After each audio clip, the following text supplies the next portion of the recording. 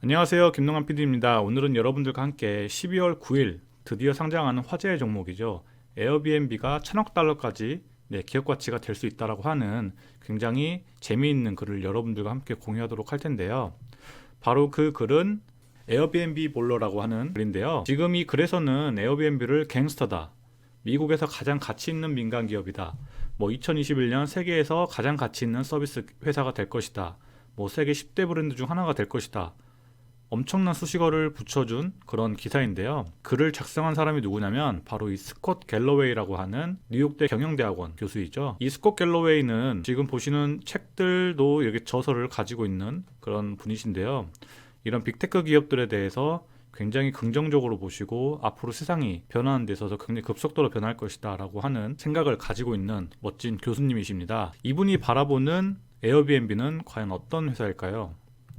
첫 번째로 여행 산업에서 가장 큰 혜자를 가진 회사이다 라고 그렇게 얘기를 해줬습니다. 라이드 헤일링 같은 경우에는 현지에 있는 공급자, 그러니까 운전자가 필요하고 그 차에 타는 손님이 필요하고, 호텔 같은 경우에도 현지 공급, 즉 호텔에 있는 객실, 그리고 지역에 있는 수요, 손님이 필요하잖아요. 그런데 이 글로벌 호텔 브랜드는 전 세계에서 손님들이 오기 때문에 현지 공급과 글로벌 수요를 모두 필요로 하는 그런 어려움이 있습니다.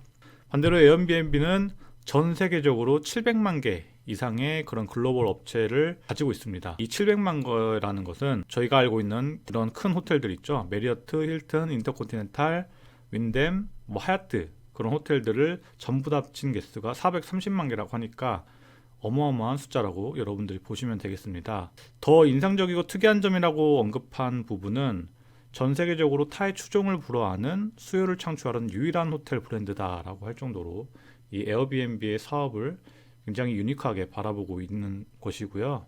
2021년에는 캘리포니아 인구보다 더 많은 에어비앤비 사용자가 있을 것이다 라고 그렇게 얘기를 하고 있습니다. 참고로 캘리포니아 인구가 4천만이라고 하니까 엄청난 수요를 보여주고 있습니다.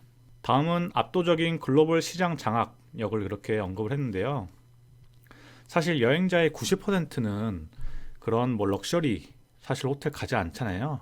일반적으로 굉장히 합리적이고 저렴한 숙박시설을 찾을 것으로 예상되고 있는데, 이런 부분에 있어서 진정한 글로벌 브랜드는 아직까지 없다라고 그렇게 얘기를 하고 있습니다. 또 하나 긍정적인 자료를 보시면 2019년 9월부터 2020년 8월까지의 메인 도시에 있는 숙박시설 서치 숫자를 보시면 런던, 뉴욕, 시드니 압도적으로 지금 에어비앤비가 몇 배인가요? 거의 40배, 50배 가까운 그런 숫자를 나타내면서 다른 대형 호텔들을 압도하는 그런 서치 숫자를 보여주고 있는 상태입니다. 그래서 에어비앤비가 지금 거의 시장에 나타난 지 10년밖에 안 됐는데 100년이나 넘게 된 대형 호텔들을 압도해버리는 그런 모습을 나타내고 있고요. 또 하나 무서운 점은 에어비앤비는 단순히 한 나라에서만 있는 게 아니라 글로벌적으로 시장 점유율을 이미 장악을 하고 있다라고 하는 점에서 이 글에서는 퀀타스를 예로 들었는데요. 퀀타스 같은 경우에는 호주에 있는 굉장히 유명한 그런 현지 항공사인데 글로벌 인지도는 거의 없는 수준이잖아요. 그런 모습으로 나타내고 있습니다. 에어비앤비를 호텔 숙박업이 아닌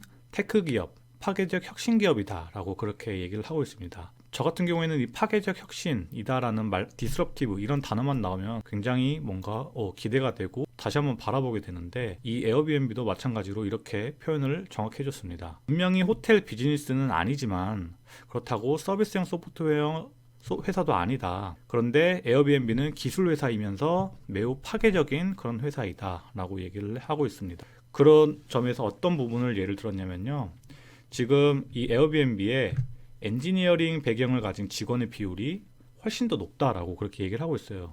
오른쪽 표를 보시면 2020년 10월 기준 구글이 31%, 넷플릭스가 23%, 3위가 에어비앤비로 19%나 됩니다. 다음이 아마존 17%, 리프트 12%, 우버 9%.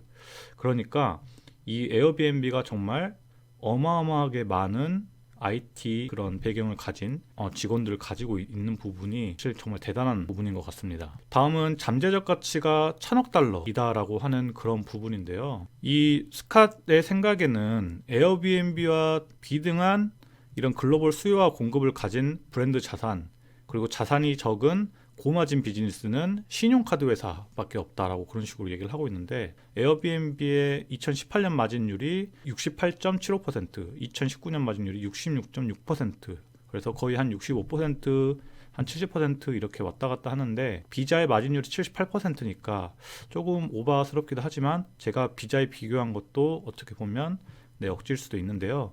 어찌되었던 일반적인 호텔들이 이 정도까지 마진율이 나오지 않는 것을 보면 역시나 이 마진율이 엄청나게 높은 건 사실인 것 같습니다.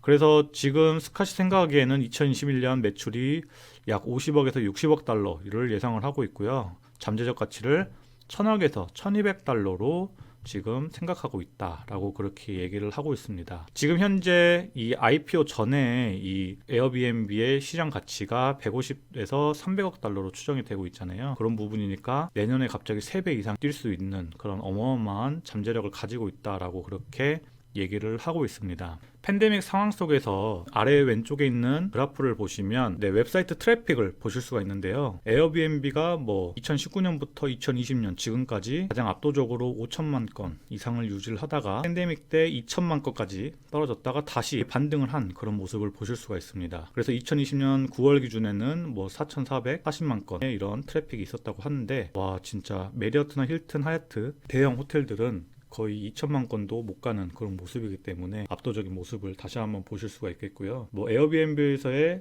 이런 소비율을 보시면 지금 현재 75% 이상 상승하는 그런 모습도 보실 수가 있는데 사실 이 에어비앤비 같은 경우에는 스캇은 이렇게 얘기를 하고 있어요. 더 좋은 가치를 에어비앤비가 제공을 하고 있다라고 하는 것인데 어떤 부분이냐 더 큰 그런 공간과 더 안전한 그런 공간을 준다고 하는데 예를 들어서 체크인도 할 필요가 없고 엘리베이터도 없고 공동으로 사용하는 그런 공간도 없는데 훨씬 더 저렴하게 이렇게 숙박을 할 수 있다라는 그런 엄청난 메리트를 주고 있다라고 그렇게 얘기를 하고 있고요. 팬데믹 때문에 경기가 굉장히 안 좋아지면서 직원의 4분의 1을 약 1900명을 해고를 했다라고 합니다. 그리고 공동 설립자들이나 임원진들의 급여를 포기를 했고 마케팅 비용을 거의 10달러 이상 그렇게 삭감을 했다라고 하고 있습니다. 지금 이 감소된 비용 구조가 이미 이게 정착이 되었겠죠. 그리고 이제 다시 한번 경제가 재개가 되었을 때는 이 수익성이 엄청나게 밝아질 수밖에 없다라고 보시면 되겠고 2021년에 그래서 수익성이 굉장히 가속화될 것이다 라고 그렇게 전망을 하고 있습니다. 테슬라가 사실 이 에어비앤비와 과연 어떤 식으로 비교가 되는지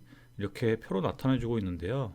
테슬라는 이제 전기차의 세계화를 앞당기고 있지만 여전히 지금 이 오른쪽 그래프를 보시면 생산량을 보시면 스바겐이나 토요타, 벤츠에 비해서 현재의 적은 40만 대밖에 생산을 하지 못한 그런 모습이고요. 지금 에어비앤비 같은 경우에는 이미 2020년에 아까 보여드린 것처럼 700만 개 이상의 공급업체를 가지고 있고 타 경쟁사와는 비교가 되지 않는 그런 규모의 인프라를 이미 갖추고 있다.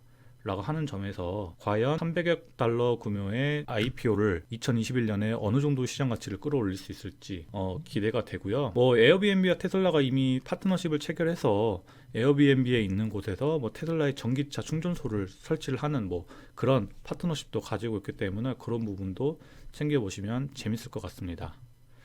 오늘은 여기까지고요. 다음에 더 재밌는 소식으로 찾아뵙도록 하겠습니다. 감사합니다.